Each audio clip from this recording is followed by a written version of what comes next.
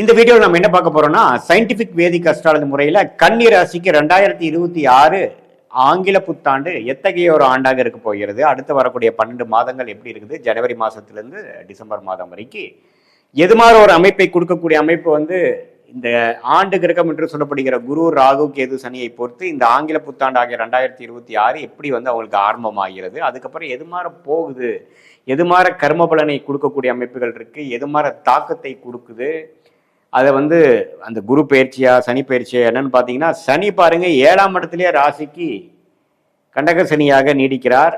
அதில் ஒரு மாற்றமும் இல்லை, வருடம் முழுதும் அப்படிதான் இருக்கிறார். ராகு கேதுக்கும் பார்த்தீங்கன்னா கிட்டத்தட்ட டிசம்பர் மாதம் வரைக்குமே பெரிய மாறுதல் இல்லாமல் ராகு 6ஆம் இடத்திலும் 12ஆம் இடத்துல கேதுவும் இருக்கிறார். ஆரம்பம் முதல் 5 மாதங்கள் குரு 10ஆம் இடத்திலிருந்து ஜூன் மாதத்துக்கு அப்புறம் பார்த்தீங்கன்னா லாபஸ்தானம் என்று சொல்லப்படுகிற அருமையான 11ஆம் பாவத்துக்கு உச்சம் பெறுகிறார் குரு. ஸோ இதுல நான் எப்படி பலன்கள் எடுக்கலாம் அப்படின்னு பார்த்தீங்கன்னா, கன்னி ராசிக்கு 2 விதமாக எடுக்கலாம். முதல் ஃபர்ஸ்ட் ஆஃப் என்று சொல்லப்படுகிற முதல் 5 மாதம், அதுக்கப்புறம் செகண்ட் ஆஃப் என்று சொல்லப்படுகிற ஜூன் மாதம் முதல் டிசம்பர் மாதம் வரை. அது எப்படி ஒரு அமைப்பு கொடுக்குதுன்னு பார்த்தீங்கன்னா, 7ஆம் இடத்திலிருந்து சனி தசை நடக்கும், மீன் சஞ்சாரம் போயிட்டு இருக்கும் பொழுது கன்னி ராசிக்காரர்களுக்கு இந்த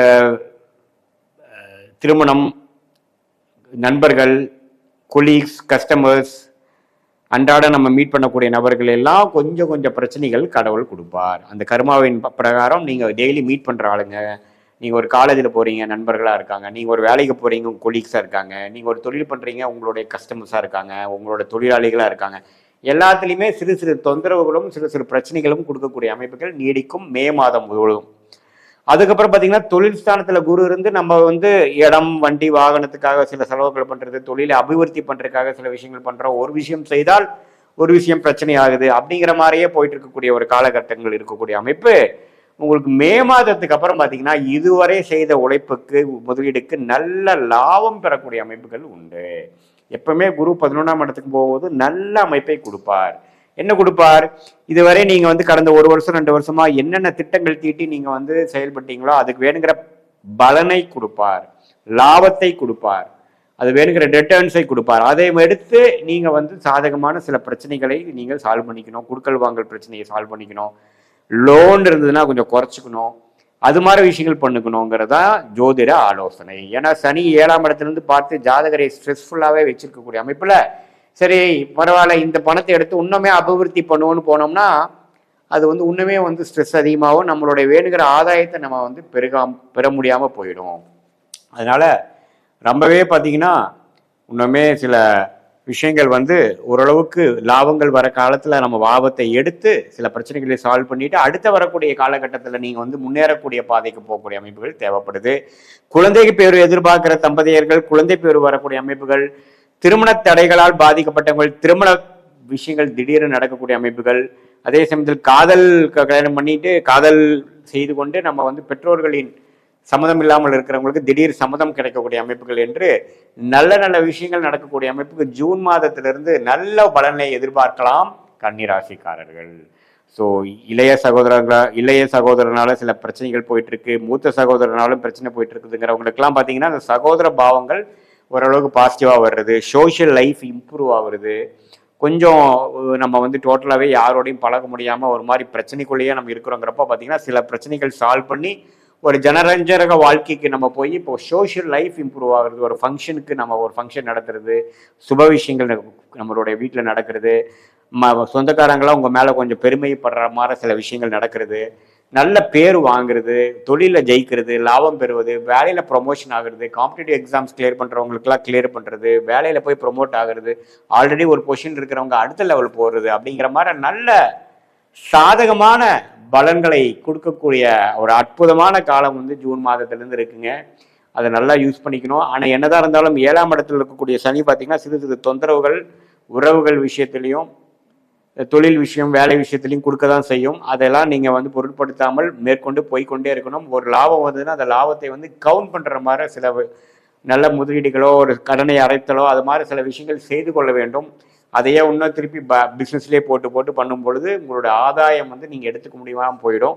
அதை நீங்கள் பார்த்துக்குங்க. மற்றபடி பார்த்தீங்கன்னா மாணவர்களுக்கு ஜூன் மாதம் அடுத்த இந்த அகாடமிக் இயரோட அடுத்த அகாடமி இயர் நல்லா படிக்கக்கூடிய அமைப்பு இருக்குது.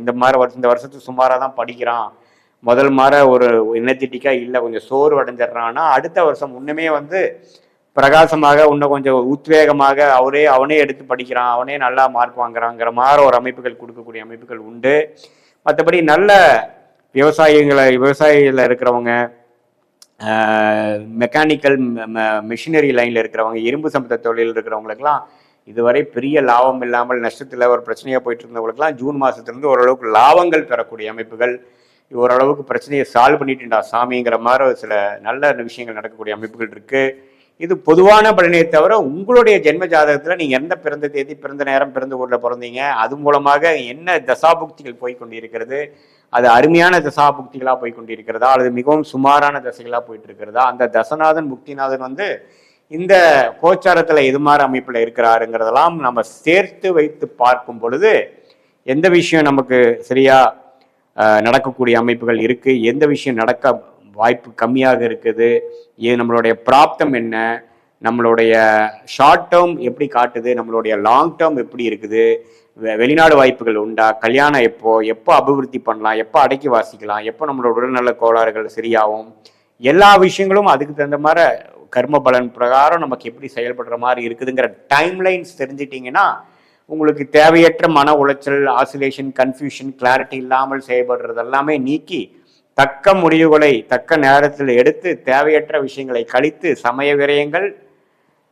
பொருள் விரயங்களை தவிர்த்து வாழ்க்கையில வந்து என்ன பிராப்தங்கள் உங்களை காத்து கிடைக்கிறதோ, உங்களுடைய முதன்மையான தொழில் என்ன டொமைன் உங்களுக்கு ஒர்க் அவுட் ஆகும், என்ன உயர் படிப்பு உங்களுக்கு ஒத்து வருது, அரசு வேலையா, பிரைவேட்டா அல்லது பிஸ்னஸா, திருமணம் செய்வதற்கு சரியான நேரம் எது, நமக்கு லேட் மேரேஜா, ஏர்லி மேரேஜா, அல்லது இது மாதிரி வாழ்க்கையில் முதல் திருமணம் நடந்து சில பாதிப்பு உள்ளானவங்களுக்கு இரண்டாவது திருமணம் இருக்கா, நமக்கு எப்போ நடக்கிற வாய்ப்பு இருக்குது, குழந்தை செல்வத்தை எதிர்பார்க்குறவங்க குழந்தை செல்வம் எப்போ வரும், எந்த மாதிரி டைமில் நம்ம கரெக்டான ட்ரீட்மெண்ட் எடுத்துக்கலாம் அப்படிங்கிற போன்ற பல விஷயங்கள் பார்த்தீங்கன்னா இந்திய வேத ஜோதிட அடிப்படையிலான சயின்டிஃபிக் வேதிக் அஸ்ட்ராலஜி முறையில் நம்ம பார்த்து எந்த விதத்தையும் மிகைப்படுத்தாமல், பயந்து கொள்ளாமல், எதையுமே இல்லாத விஷயத்தை இருக்கிற மாதிரி நம்பி பரிகாரங்கள் அது மாதிரி விஷயத்துல வந்து பொருள் செல்வங்கள், சமய விஷயங்கள் எல்லாம் வீணடிக்காமல் எது நமக்கு காத்திருக்கிறதோ அந்த விஷயத்தை மட்டும் செய்து தேவையற்ற விஷயத்தை அவாய்ட் பண்ணி வாழ்க்கையில